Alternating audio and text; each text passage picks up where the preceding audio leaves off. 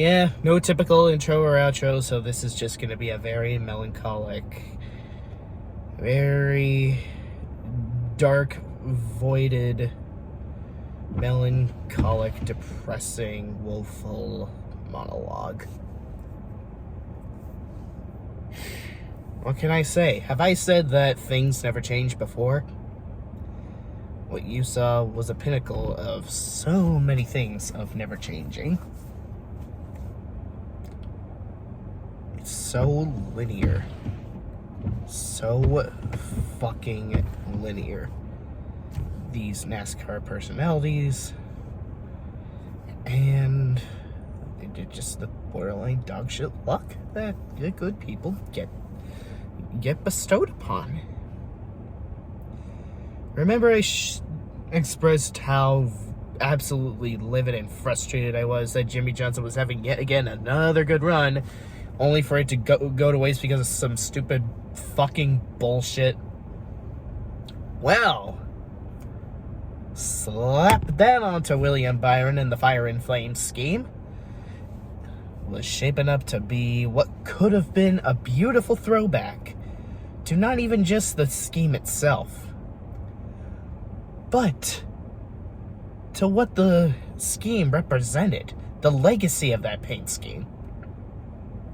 2002, Darlington, right after the bump and run finish, when Jeff Gordon wasn't even putting Rusty Wallace in the wall, mind you. And then 2007, where Steve Letarte made the call to Jeff Gordon to not bring the car into pit road to check on that blowing engine, because you never know if you could have threw away a potential victory, a crown jewel victory, no less. And he did it. He won with a dying motor. Great fucking call. And it looked like it could have been the third victory at Darlington with that paint scheme. You have so much hope, so much optimism. William Byron even has more laps led than fucking Kyle Larson this season. And could even potentially become the points leader. Could even surpass Chase Elliott in the points lead. Maybe, just maybe even, have the same winning efficiency as the likes of Chase Elliott from 2020. Bowman last year. Okay, Kyle Larson is a little bit too enormous to have an even 70% of your rank to, but I digress. But one of the biggest NASCAR scapegoats happened. And no, this time I'm not talking about Kyle Busch. I'm not going to talk about, not going to rant about Kyle Busch supposedly stopping in the middle of the pit road because, well, the suspension was fucked. And with these new cars having very sensitive suspensions and all of the tires constantly falling off, when we all thought the single lug nut tires would minimize the problems, only for them to become worse. CC, Kurt Busch, anyone? Do I even have to say it? It should be common sense to anyone that watched this race.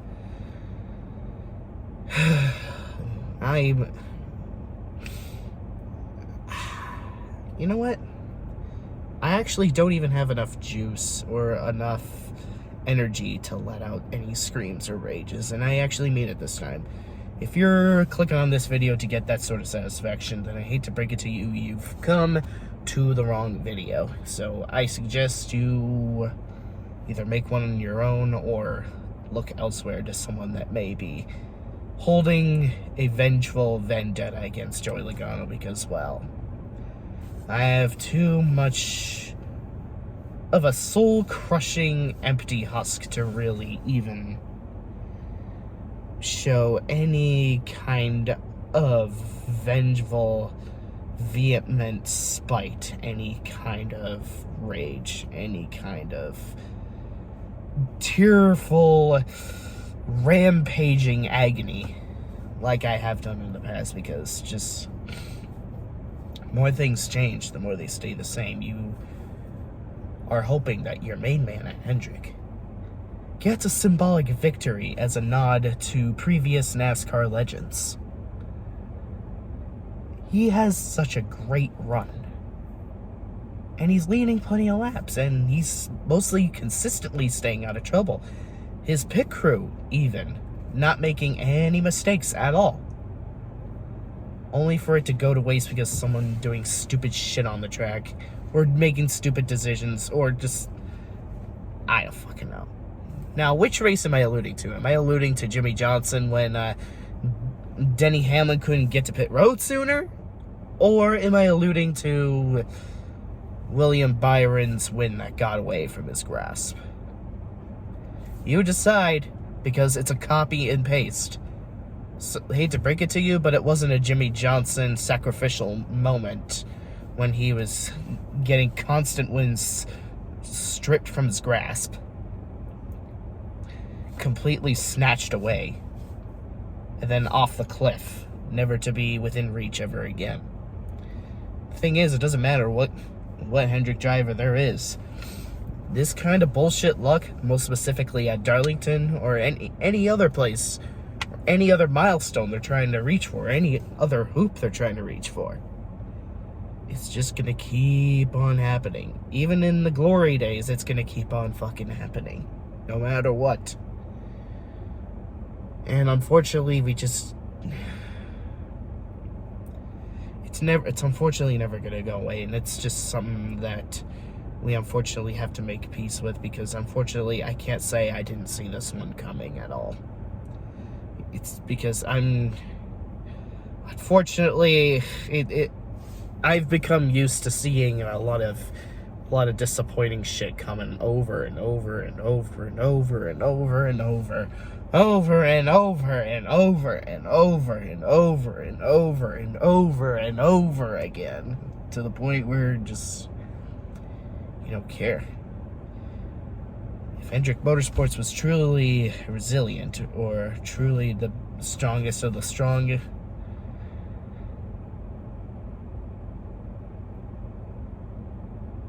none of this stuff would be constantly happening. How else do you think that Jerry Needle couldn't get a win above his only win in Atlanta in 2000 in Atlanta?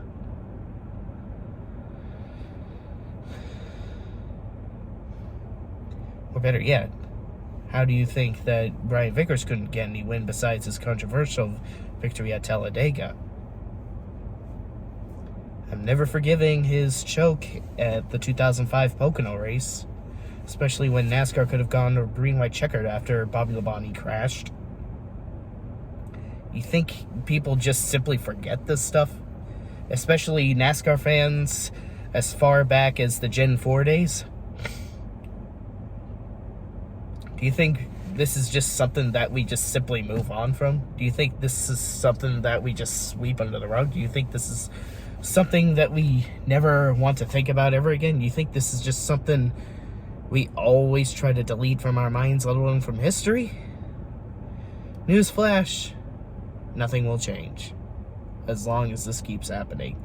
Which is why it's not going to be a happy ending if Ty Gibbs ends up going to the 18th. You can chop the monster's head off, but its head will still grow back and become more fierceful and ferocious as ever before. Sooner or later, it's going to be bestowing much more rampage than its predecessor. And if it does, don't say I didn't warn you. Because enjoy this kind of agony and absolute livid anger against Kyle Busch while it lasts, because sooner or later someone much worse is going to take his ride. And we all know. We all know that. We unfortunately just don't want to admit it because, well, we always strived for a day where Kyle Busch, or a Kyle Busch-like figure, would go away and never come back, but it's never gonna happen.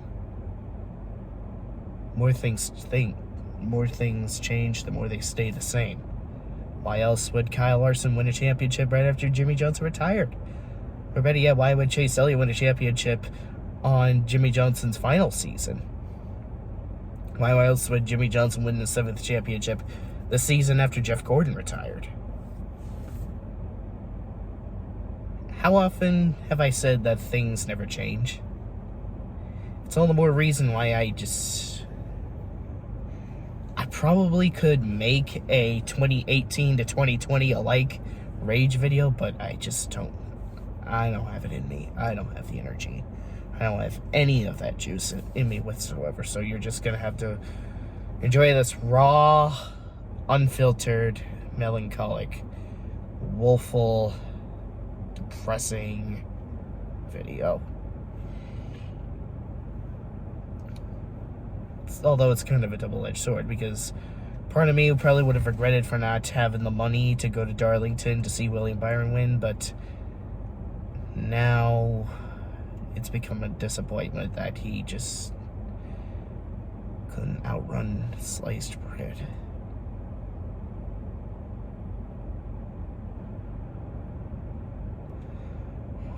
What more can I really say? I don't have it in me. I really don't have it in me to really let anything out right now. Hey, as wacky as Chase Elliott's final proposed paint scheme was after his crash in practice, I can at least say he got a top 5, so there's that. Still a decent season going on for the dude. That's all I can ask out of my boy Chase. But damn. This has happened to me several times in the Jeff Gordon days in 2010.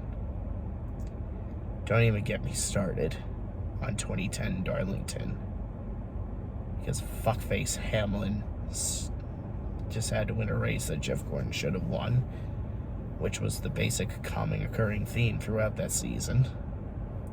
But this time, it's 11 times 2 that won a race that Byron should have won.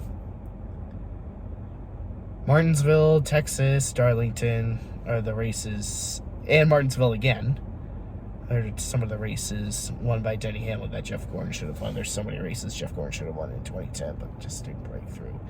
Although he didn't run the Fire and Flames season that year, but what you're seeing is just the living embodiment of Jeff Gordon's whole 2010 season, all in one race, all in one finish.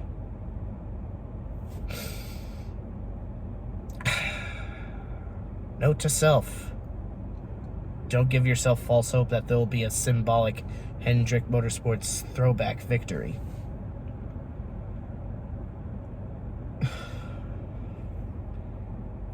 But as it stands out, I know some are disappointed that they're not getting all that satisfying rampaging anger, but thing is, I just don't fucking care. I don't give one single solitary shit at all. I don't care anymore. I don't care anymore. It was already bad enough day for Larson and Alex Bowman, and now had to be reduced down to another 2018 Chicagoland-alike finish.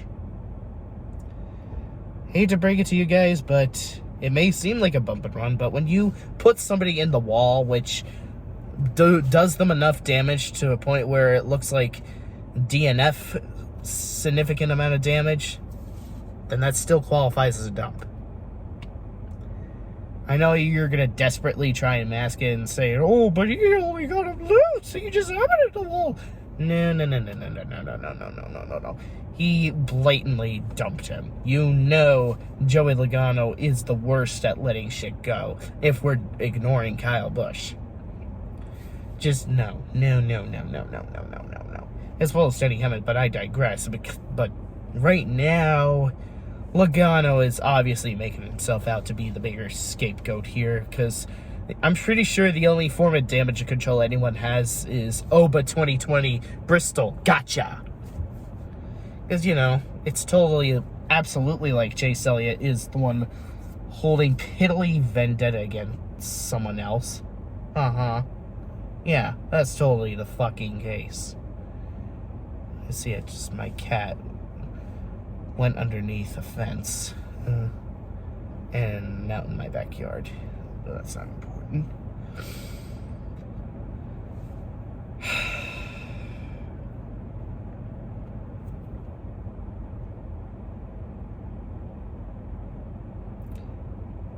What would make me feel better?